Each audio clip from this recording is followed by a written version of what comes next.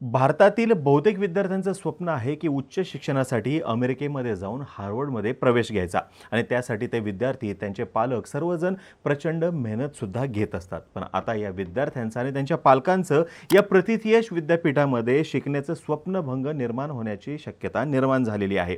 याचं कारण असं आहे की डोनाल्ड ट्रम्प प्रशासनाने आता राष्ट्रीय सुरक्षेची चिंता आणि कॅम्पसमधील कथित गैरवर्तनाचं कारण देत हार्वर्ड विद्यापीठाचे आंतरराष्ट्रीय विद्यार्थ्यांना प्रवेश देण्यासाठीचे असलेले प्रमाणपत्र रद्द केलेले आहे. त्याच्यामुळे येणाऱ्या काळामध्ये हार्वर्ड विद्यापीठ आंतरराष्ट्रीय विद्यार्थ्यांना त्यांच्या इथं शिक्षणासाठी प्रवेश देऊ शकणार नाहीये. आता संपूर्ण विषय काय आहे ते सविस्तरमध्ये समजून घेऊया.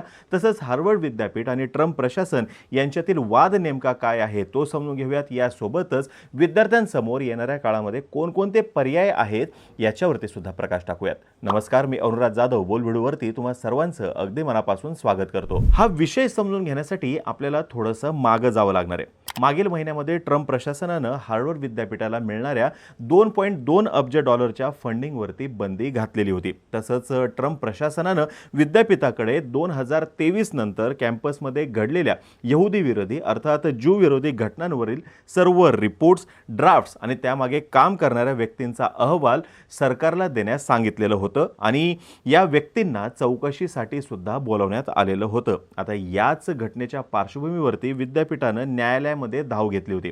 हार्वर्ड विद्यापीठानं ट्रम्प प्रशासनावरती आरोप केलेला होता की ट्रम्प सरकार शैक्षणिक संस्थांवरती राजकीय दबाव टाकत आहे आणि त्याच्यामुळे विद्यापीठाचं स्वातंत्र्य धोक्यामध्ये येत आहे.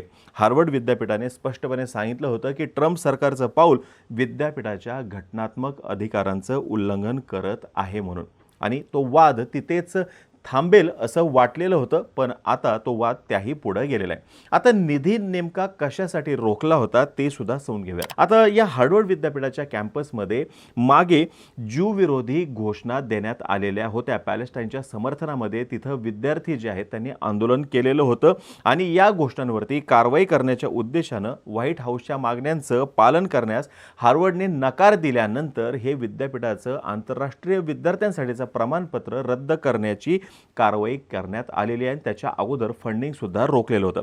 3 एप्रिल रोजी ट्रम्प प्रशासनानं विद्यापीठाला ही मागणी केलेली होती की विद्यापीठाच्या प्रशासनावर, प्रवेश प्रक्रियेवर आणि भरती प्रक्रियेवरती सरकारचं नियंत्रण असायला हवं आणि त्याच्यासाठी मोठे बदल सुद्धा करायला हवेत. याशिवाय आंतरराष्ट्रीय विद्यार्थ्यांच्या चौकशीमध्ये इमिग्रेशन अधिकाऱ्यांना मदत करावी अशी मागणी सुद्धा ट्रम्प प्रशासनाकडून करण्यात आलेली होती.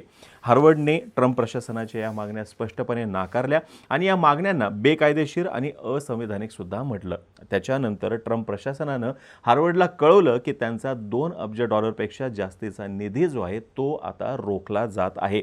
झालं असं होतं की गेल्या वर्षी गाझामध्ये सुरू असलेल्या इस्रायल आणि हमास युद्धाविरुद्ध अनेक अमेरिकन विद्यापीठांमध्ये पॅलेस्टाईनच्या समर्थनार्थ निदर्शनं करण्यात आलेली होती.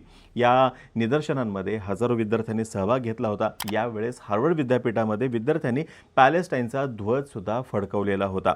विद्यापीठानं हे त्यांच्या धोरणाविरुद्ध असल्याचं म्हटलेलं होतं आणि विद्यार्थ्यांविरुद्ध कारवाई केली जाईल हे सुद्धा विद्यापीठानं स्पष्ट केलेलं होतं.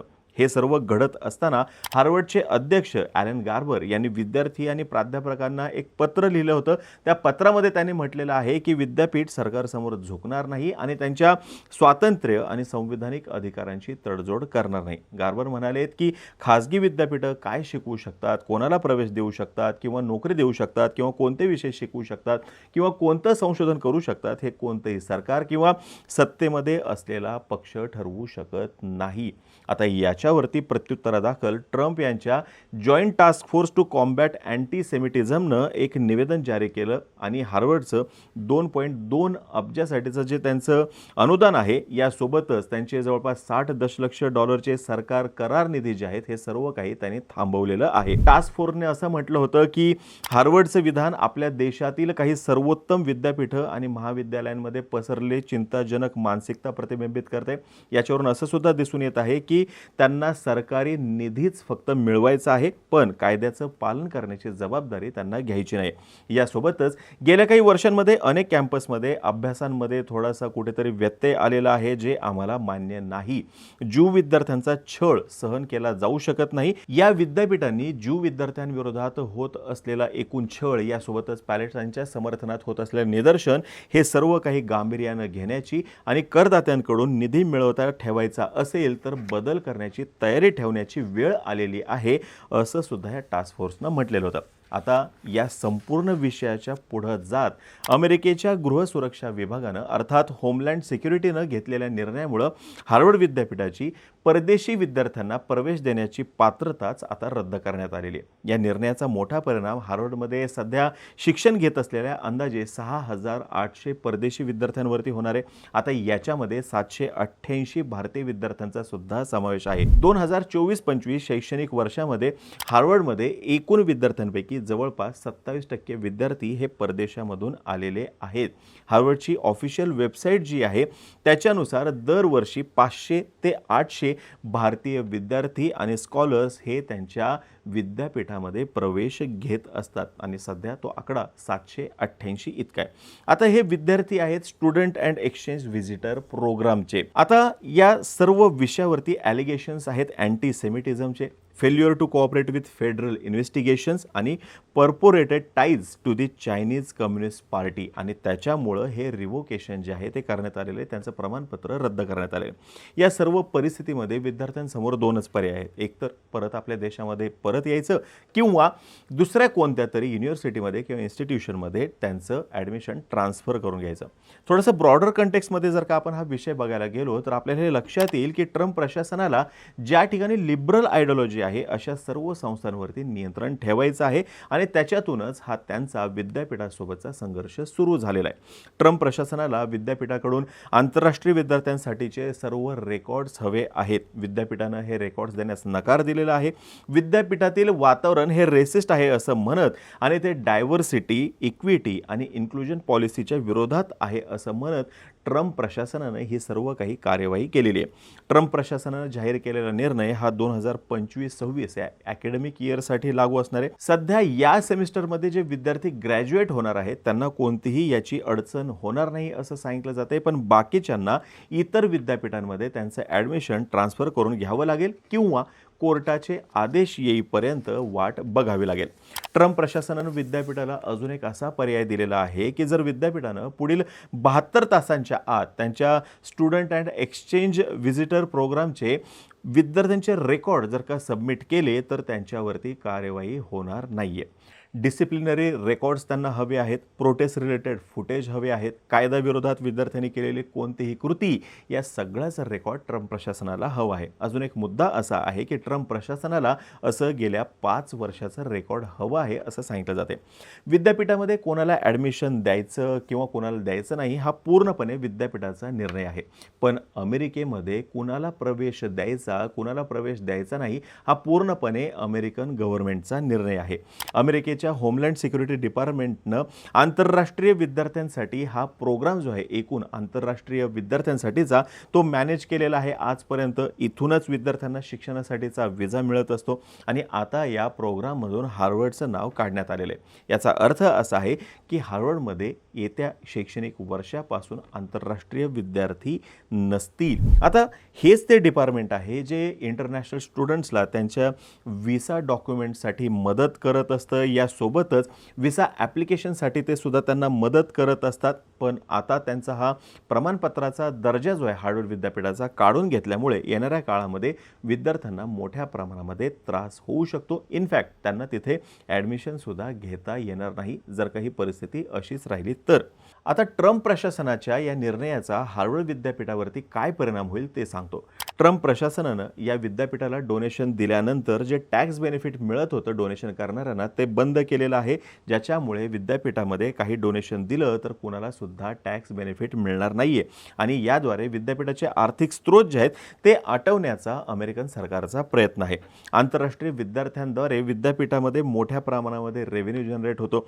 आधीच अमेरिकन सरकारनं विद्यापीठामध्ये करण्यात येणारी मदत रोखलेली आहे. हा जो निधी आहे हा विद्यापीठांसाठीचं संशोधन संशोधन, विद्यार्थ्यांसाठीची शिष्यवृत्ती, सायन्स, टेक्नॉलॉजी, मेडिसिन याच्यामधले प्रकल्प, रिसर्च यांच्यासाठी फार महत्त्वाचं आहे. येणाऱ्या काळामध्ये विद्यापीठाला अजून मोठ्या अडचणींना सामोरं जावं लागू शकतं जर का कोर्टानं त्यांच्या बाजूने निकाल दिला नाही तर. इतर विद्यापीठ ट्रम्प प्रशासनाच्या रडारवरती आहेत का, असा सुद्धा एक मोठा प्रश्न या निमित्ताने उपस्थित केला जातोय. तर ट्रम्प प्रशासनाने याचं उत्तर होय असं दिलेलं आहे. कोलंबिया युनिव्हर्सिटी हे त्यांचं नेक्स्ट टार्गेट असू शकतं. अमेरिकन प्रशासनाच्या या निर्णयावरती काय प्रतिक्रिया उमटलेल्या आहेत ते सुद्धा सांगतो. अमेरिकन प्रशासनानं घेतलेला हा निर्णय पूर्णपणे राजकीय निर्णय असल्याची प्रतिक्रिया उमटलेली आहे. तसंच बुद्धिजीवी लोक या निर्णयाला बेकायदेशीर आणि स्मॉल माइंडेड असं सुद्धा म्हणत आहेत. आता या सर्व परिस्थितीमध्ये विद्यार्थ्यांजवळ काय पर्याय आहेत ते सुद्धा समजून घेणं गरजेचं आहे. विद्यार्थी दुसऱ्या कोणत्याही विद्यापीठांमध्ये प्रवेश घेऊ शकतात, ज्यामुळे त्यांचा F1 व्हिसा स्टेटस जे आहे ते कंटिन्यू राहू शकतं. पण दुसऱ्या विद्यापीठांमध्ये ॲडमिशन ट्रान्सफर करणं ते सुद्धा सेमिस्टरच्या मध्यामध्ये हा विषय दिसतो तितका सोपा नाही आहे. अजून कोणकोणते पर्याय आहेत हे लवकरच हार्वर्ड विद्यापीठाकडून विद्यार्थ्यांना सांगितलं जाऊ शकतं असं म्हटलं जात आहे. ट्रम्प प्रशासनानं घेतलेल्या निर्णयांचा लॉंग टर्म जर का विचार केला तर आपल्याला हे लक्षात येईल की विद्यार्थ्यांसाठी अमेरिकेचं शिक्षण घेणं हा आजपर्यंतचा फर्स्ट चॉईस होता. कारण तिथली शिक्षणाची क्वालिटी, कल्चरल एक्सचेंज यासोबतच करिअर ऑपॉर्च्युनिटीज मोठ्या प्रमाणामध्ये उपलब्ध होत्या. इतर कोणत्याही देशांपेक्षा जास्त संधी अमेरिकेमध्ये उपलब्ध होत होत्या. पण सध्याच्या या निर्णयामुळे एकूणच अमेरिकन शिक्षण व्यवस्थेवरचा विश्वास डळमळीत होण्याची शक्यता नाकारता येत नाही. त्याच्यामुळे विद्यार्थी येणाऱ्या काळामध्ये कॅनडा, UK, जर्मनी, नेदरलँड किंवा ऑस्ट्रेलिया यांसारख्या देशांचा विचार करू शकतात. आंतरराष्ट्रीय विद्यार्थ्यांमुळं अमेरिकन अर्थव्यवस्थेमध्ये दरवर्षी $40 बिलियन येत होते आणि मोठ्या प्रमाणामध्ये त्यांना आंतरराष्ट्रीय दर्जाचे विद्यार्थी मिळत होते. तो ब्रेन त्यांना उपलब्ध होत होता.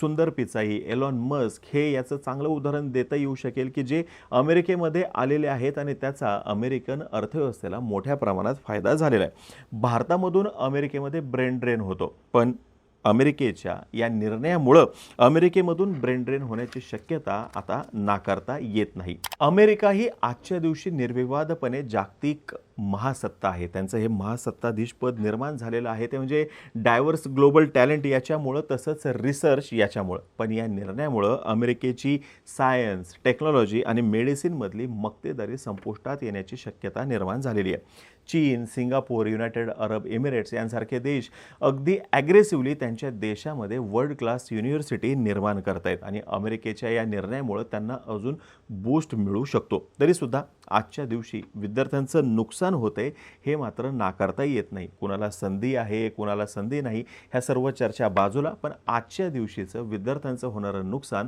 याचं सगळ्यात महत्त्वाचं या ठिकाणी दुःख आहे. वरवर हा विषय ट्रम्प प्रशासन विरुद्ध विद्यापीठ असा जरी दिसत असला तरीसुद्धा हा स्ट्रगल अमेरिकेतील higher education, openness to the world, role of politics in academic life असा फार मोठा आहे. याचा कॅनव्हास फार मोठा आहे.